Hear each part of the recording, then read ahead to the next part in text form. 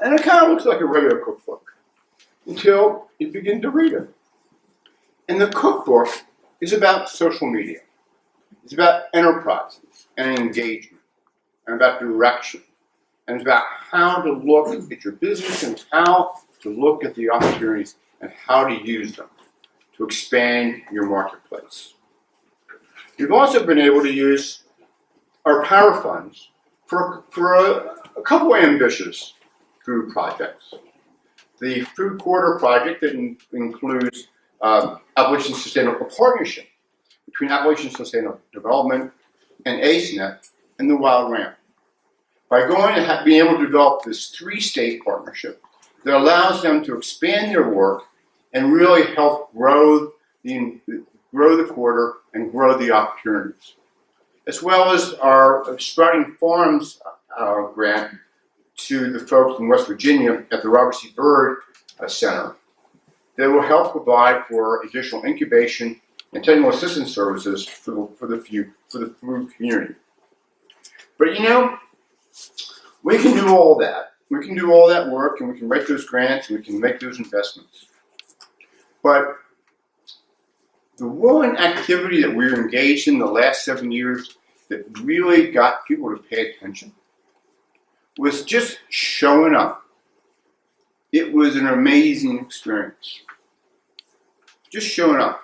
And it's really where we're able to highlight partnerships and work and investment.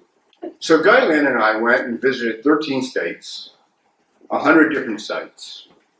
I'm not sure how long it took us. It was less than a year. But let me assure you, he was tired and grouchy. I was tired and grouchy at the end of it. But we had learned so much. It was really something. And it was really set up by the First Lady's activities. Because when she started her initiative and she built the garden, it changed how folks reacted to the topic. And it provided us an amazing amount of attention every time we went somewhere. It surprised us. It took us back in all honesty. But it also gave us the opportunity to highlight what folks are doing at a local level. And in that experience, we met some amazing people. And of course, the one stop had to be at ASD with Robin and Kathleen. We all know that, or we don't, we should, that ASD is really what everybody wants to get to. They are the shiny ball that everybody wants. And they would just be so commended for their work and their leadership. Amazing. $2 million. $500,000 in 2005. $2.1 million in 2016 of produce and fruits. That's generated here in Appalachia and sold in big cities. That's what you call aggregation. Everybody wants an ASD. But we also have a lot of other folks. In North Alabama, Catherine Strickland ran the North Alabama Food Bank. One day she opened up her truck and she had bought a whole bunch of beans. She realized that the beans came from China, 10,000 miles away. She knew they grew those beans in Alabama, but when she realized they'd lost the connection. The food bank had lost the connection between their work and the growers of the area. And what that did was that inspired her to figure out how to reestablish that connection. So that her growers had a stake in her work and she had a stake in their work. And with that collaboration, with the development of that collaboration, she was able to strengthen not only the growers in the region, but also the access to local and good and healthy food for kids and families in that area. Finger Lakes Fresh in Ithaca, New York. You can go to the grocery store and buy lettuce that was grown by an NGO whose primary mission is to support and to work with folks who are developmentally disabled. Every day you can buy lettuce in Ithaca, New York grocery stores with that brand, who now also been able to extend their work into providing a CSA. Pretty amazing stuff. We all know the story of AceNet and how over a very long period of time they provided added value to products throughout Ohio and have had their own brand. In Thurmont, West Virginia, the ag students grew lettuce. And they were very proud of this lettuce, and they were going to take it into the cafeteria, and they were going to make it part of the salad bar. And the woman in charge of the cafeteria said, "Where'd you get that lettuce?" They said, "We grew it." And she said, "What do you mean do with it?" "We want to put it on the salad bar." Well, we actually don't have anybody here who can clean it or cut it. I mean, we get it in bags and we, put it out in the salad bar. Well, they realized that if they brought the county health officer to school, they could include getting a health badge as part of everyone's curriculum in the ag program. And with that health badge, they can take that lettuce they grew, and they can wash it, and they can cut it, and they can prepare it for the school salad bar. And not only that, they can get a job anywhere in the community where they handle food because they have a health badge. It's folks like that. In Greenville, South Carolina, the director of the food services of the school system really wanted to do something about the quality of their lunches.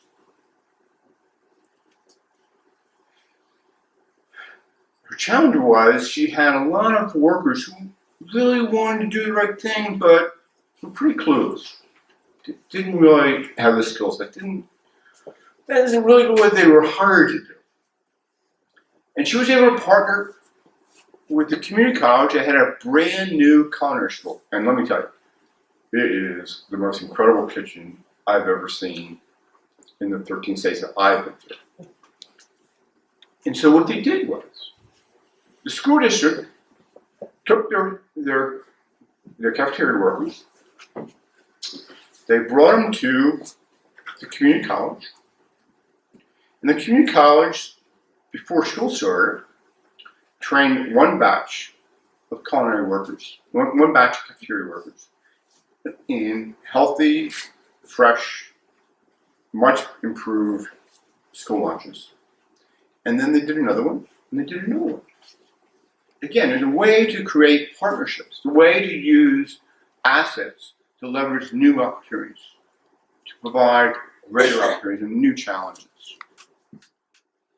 Asheville, of course, always has the great story of Blue Ridge Ventures and the importance of Blue Ridge Ventures in being able to incubate and support and grow food entrepreneurs throughout Asheville. But there's also the Asheville Cattle Market. Asheville Cattle Market is one of the first grants I ever approved. These folks, after tobacco, growers started to bring in some cattle.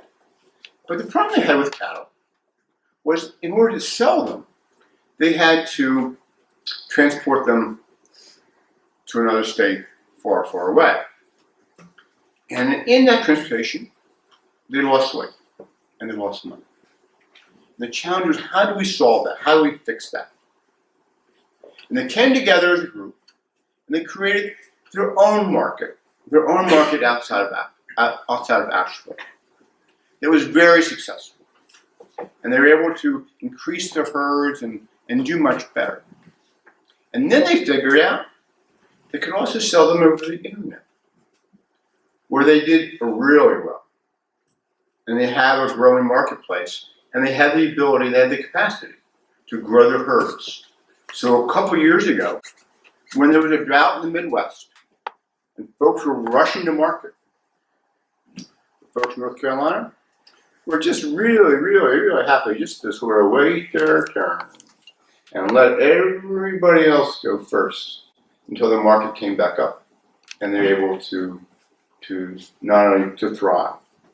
But these are the stories.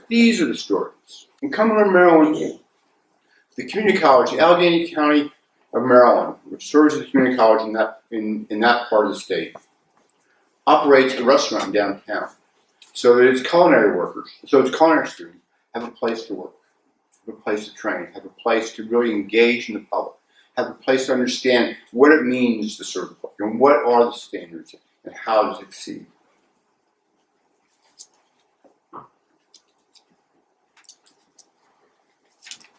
And I really can't skip over this.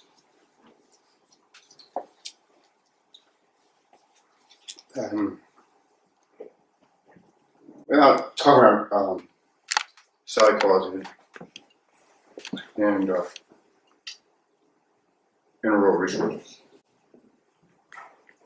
If you've not been there, you should go. If you don't know her, you shouldn't meet her. But the opportunities to provide for kids and for women in the operation and the work that they do is really transformational, and it's important to see how you can use local food and agriculture as a critical tool in helping folks have a better future. Those are my stories. Those are a few of my stories. I can continue for a very long period of time. But I am very respectful of time. But those are the stories of examples of folks throughout Appalachia who are very entrepreneurial, who are very committed, who see the assets that they have and turn them into opportunities, who are working every day to create the infrastructure and the ecosystems to see that they can succeed. And so one might say, it seems the wind is at your back and you can do these great things. But I also understand that sometimes it doesn't seem that way. It just doesn't seem that way. Everything moves so fast. Everything is so hard. How do we get a hold of this? You know, Tom Friedman talks about it a little bit in his new book, Thanks for Being Late. And in his description of the world that we live in, he talks about this age of acceleration. And that we're living in an environment where technology is changing at incredible rates. And markets and globalization are changing at incredible rates. And the climate and Mother Nature is changing as well. We live in an environment where the largest cab company in the world doesn't own any cabs, where the largest hotel doesn't own any hotel rooms, where the largest retailer doesn't own any stores, where you can go online and get tutored and learn virtually anything you need to learn. These activities, this acceleration is incredibly disruptive. It is it's scary. It's scary at times. It creates not only new problems, but it also creates new fears. I would also say it creates new opportunities. And the challenge that we have, the challenge I think that we all really share, is as we build the ecosystems that we need to build to support our work, that is so incredible, important, that we are on the disruptor side of the equation, that we're taking advantage of accelerated technology. We are taking advantage of bigger and faster and more complicated markets, and that we understand the importance of Mother Nature and what it means to our work. And those of us who can be on the disruptive side, who can be this disruptor and be part of the disruption, That's the side of the equation that's going to continue. And if we stay and we insist on being on the disrupted side, that's the side of the equation that has serious challenges.